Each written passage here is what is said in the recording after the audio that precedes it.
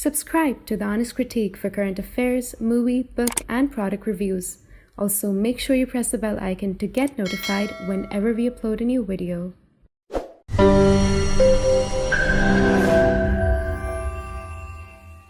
The views, information, or opinions expressed during the video series are solely those of the individuals and do not necessarily represent those of The Honest Critique and its employees. The following video contains strong language which may be offensive to some viewers. Viewer discretion advised. So let's start by getting your reaction from Prime Minister Netanyahu's speech yesterday at the US Congress. It lasted an hour and it got a lot of attention from the media, both positive and negative. But let's get your reaction after the speech.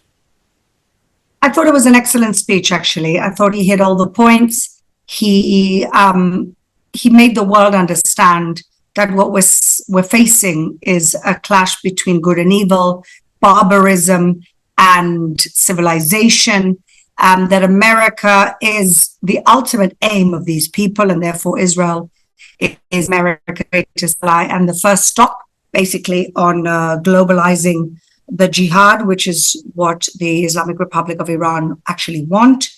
I thought he did a great job of contextualizing Israel's struggle, both in the history of anti-Semitism against Jews and also the history of the Jewish indigeneity of the region. And so I think he hit all the points.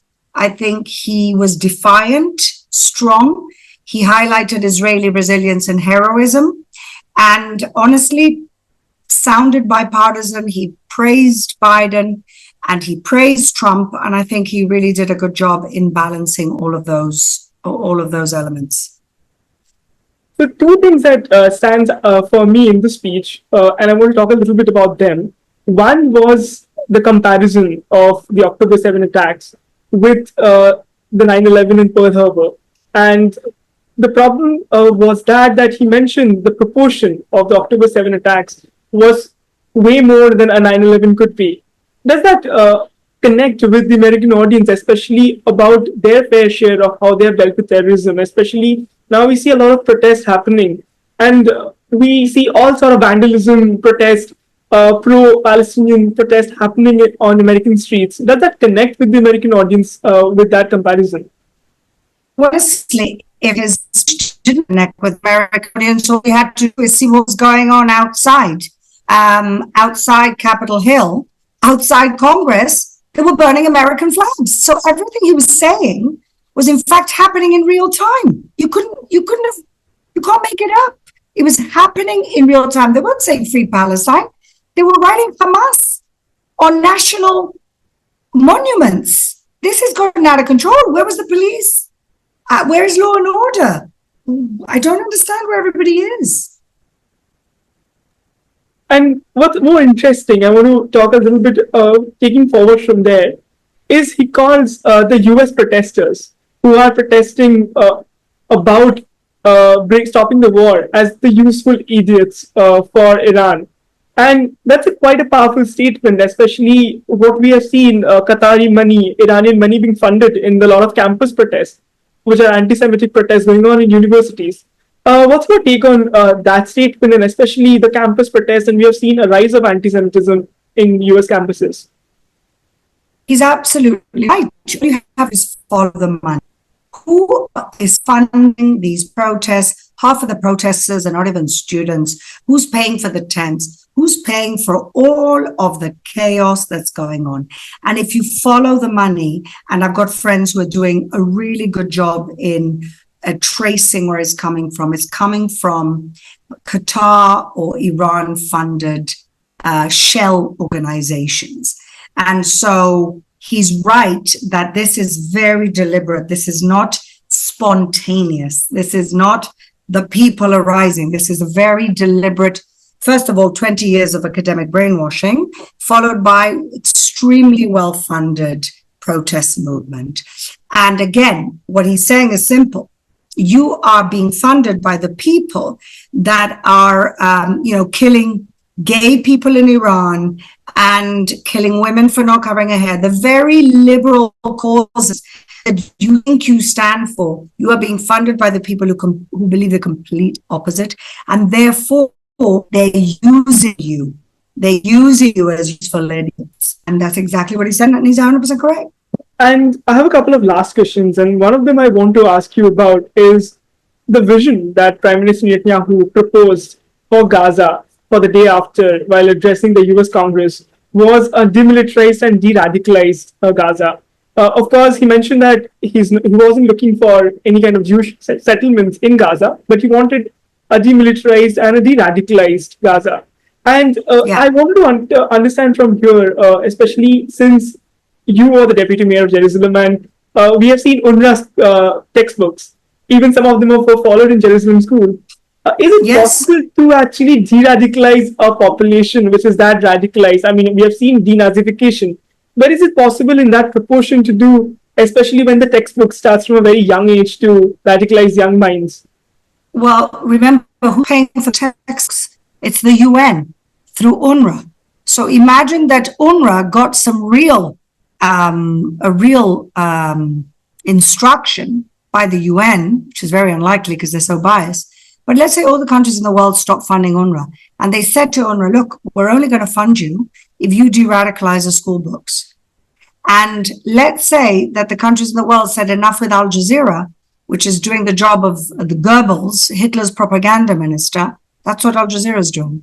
And the West boycotted Al Jazeera because all it's doing is propagating Jewish hatred. You could achieve it. It's achievable.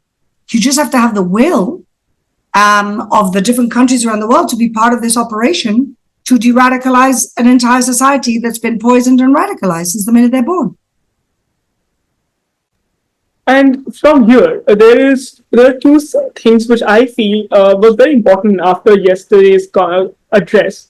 One was at least the ICC warrant that was issued, and especially the allegations that were made for the war crimes. That kind of negative publicity is off the table when the Prime Minister goes and addresses the US Congress.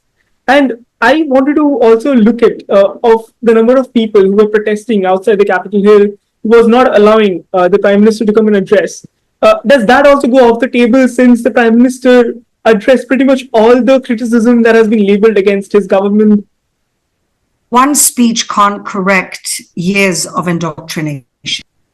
One speech can't, make the world turn around. You have to have a proper strategy to manage Israel's communications. That's something I'm very critical that we don't have. We don't have a strategy. And so we can keep fighting, but we finally actually need to have a really well thought out strategy, because we're dealing with a very well-funded, very deliberate, very patient campaign of delegitimizing Israel and delegitimizing America, because ultimately what Iran has realized, and maybe even Russia and China and some of and Qatar, is that you can't beat America militarily. You probably can't even beat Israel militarily, but you can create enemies in the United States who are very happy to burn the flag, and people who believe that America is an evil entity. And that's what they've spent their very wise strategy doing. It's been a very wise strategy. And that's why these people are useful idiots. So the last thing that I want to ask you before I let you go is understand the implications, especially after yesterday's speech in the US-Israel ties. We have heard the Prime Minister advocate for this idea that Israel's victory is not just Israel's victory, but also US's victory. And he needs the ammunitions to have a speedy victory as well. So how do you see this speech or the visit of the Prime Minister impacting the US-Israel relationship going forward? Well, I'm sure some Democrats are a bit angry about that. Ultimately, it does no good for the any administration, American administration, to somehow limit Israel's capacity to destroy an enemy that also wants to destroy them. It makes no sense. And I think Prime Minister Netanyahu was defiant about that. A lot of people have criticized him for criticizing America publicly for not giving them the weapons that Israel needs. But it was the Americans that made it public to begin with. It was the Americans who announced that they weren't going to be giving all the munitions that we need to finish this war. And he's basically just saying, listen, this war is your war, is our war. It's the same war because we're fighting the same evil barbarism. If you, and he, of course, Netanyahu likes to compare himself a lot with Churchill. And he said, basically, if you don't, Churchill said to the Americans, give us the tools and we'll finish the job.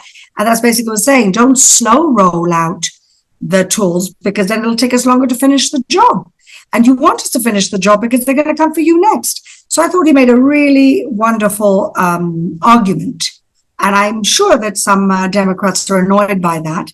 But they have to understand the absurdity of their position in that sense. Well, that's all the questions that I had. So thank you so much for taking your time and speaking to us. Thank you so much. Take care.